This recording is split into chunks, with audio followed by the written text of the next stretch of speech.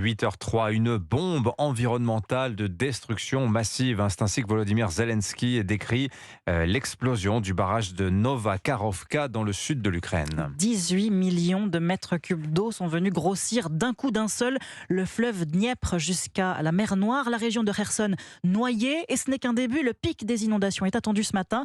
Pour l'Ukraine, les conséquences sont très lourdes, Nicolas Tonev, tant d'un point de vue économique que militaire.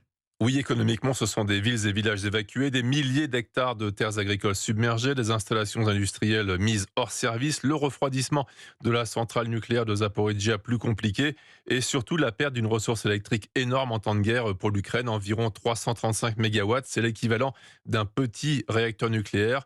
Et puis il reste à ajouter le coût de la reconstruction des installations après-guerre. Militairement, le handicap pour Kiev, c'est gérer en plus du conflit des évacuations à grande échelle. Ensuite, à supposer que l'Ukraine prévoit de mener des attaques au sud du barrage vers l'est.